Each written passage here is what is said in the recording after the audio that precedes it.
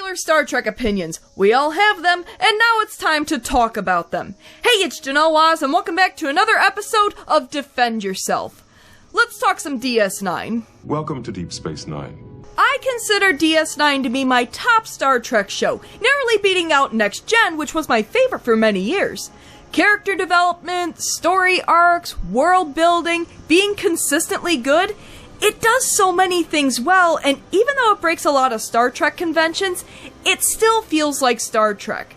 But as much as I praise DS9, even I have some nitpicks, and of course, unpopular opinions. Now, I will be talking about the later seasons of DS9 in this episode, so there will, of course, be spoilers.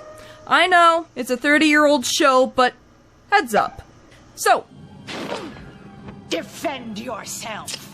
But before I go further, make sure you subscribe to my channel. I talk a lot about Star Trek, video games, and whatever else I feel like talking about. And if you'd like to help support the channel, consider becoming a member. Be great to have you aboard.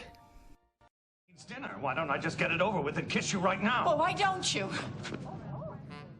Let's start off today's Defend Yourself episode with everyone's favorite Bajoran First Officer and everyone's favorite changeling on the spinning station in the sky. Now, I like Major Kira, who's one of my favorite characters on DS9, and I like Odo. As close friends and confidants, they were great together. As a romantic couple, To be clear, I don't mind the romance between Odo and Kira. In fact, there's a lot of reasons why I like those two together. And there are a lot of reasons why I don't, and it's largely those reasons why I think they should have just stayed friends. Let's start off with the good. I'm not a super romantic person, so the whole love at first sight trope largely doesn't work for me, with some exceptions. What gets me behind a fictional couple is a previously established friendship.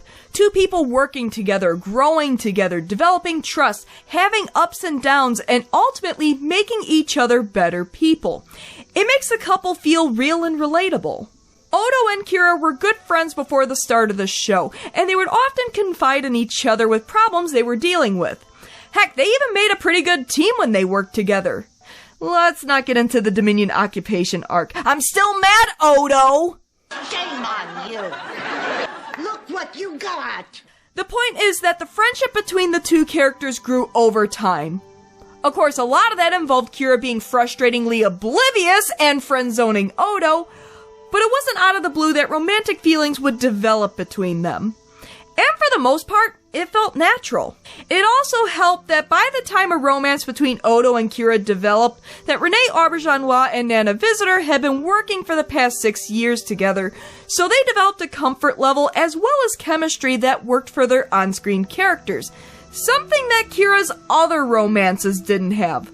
Look, as much as I liked Bareil, he and Kira were thrown together too quickly to the point that they lacked any chemistry, and their love scenes were uncomfortable to watch. And as for Shakar, I don't know what went wrong there because he knew Kira even longer than Odo, but somehow he had even less chemistry with her than Bareil. With Odo, it was the best of both worlds, long-standing friendship and chemistry.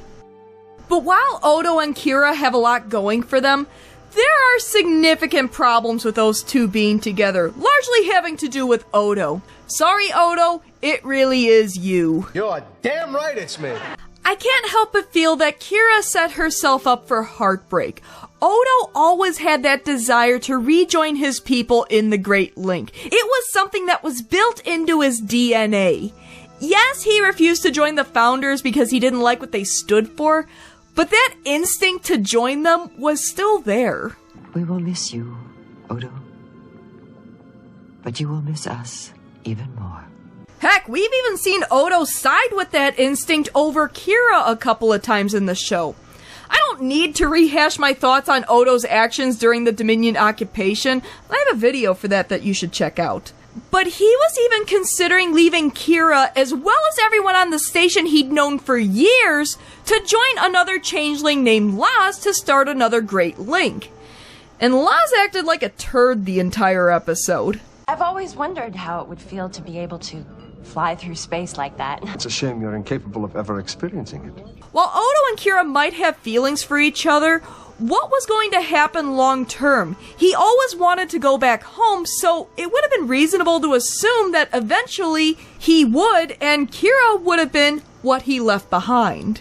While Rene Auberjonois had some great scenes where Odo confesses his feelings, there's a part of me that wishes Odo and Kira had stayed friends because of everything that was established about Odo. I don't mind Odo and Kira as a couple, but it probably would have been better for both of them if they had just stayed friends. It's time I rejoined the Great Link. Julian, I'm sorry about Odo, but I can't let you have the cure. Now, as much as I love DS9, I have my issues with how the show ended. What sets it apart from the other Star Trek shows is its story arcs. Where the classic format of Trek was episodic, and DS9 certainly started out that way, the show arguably hit its stride when it adopted a more serialized format, with the occasional episodic episode to break up the mood a little when it got too serious. In fact, you can consider the last 10 episodes of DS9 a 10-part finale, and not just the final episode, What You Leave Behind. And those final 10 episodes tie up the major plot threads of the show. And there are quite a few of them.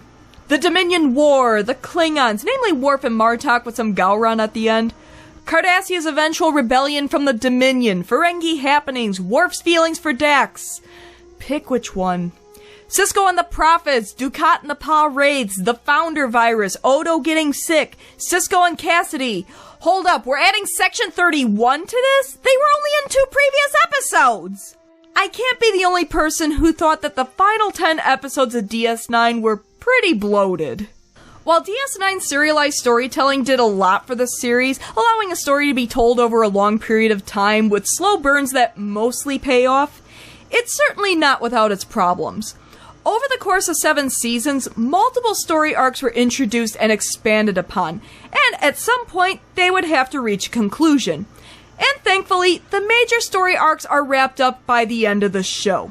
Sounds like a good thing, right? It is! Nobody wants to see unresolved storylines, especially ones you've been invested in for years. The problem lies when there's a bunch of story arcs that are being wrapped up at the very end of the show. Resolutions that should have been spread out throughout the entire last season, and not just in the last 10 episodes. And then the writers throw in even more plots at the end. There was already enough going on without adding additional storylines. Did we really need to have a Founder virus? Well, okay, it did give the Founders a reason to surrender so they could get the cure. But did we really need Section 31 involved? Shoehorning Section 31 into Season 4 when Odo visited Starfleet Medical that wasn't even a plot point in those episodes, just so they had a reason to appear during the final arc? The Founders couldn't have caught a deadly virus on their own? Section 31 had to manufacture and infect them with a virus through Odo? Why overcomplicate the story with the Federation being involved in some underhanded business? Now that one was the most egregious for me, but the Ferengi plot also felt unnecessary at the end. Did we really need a separate subplot in the second to last episode? An episode with, 5 individual plots going on at the same time?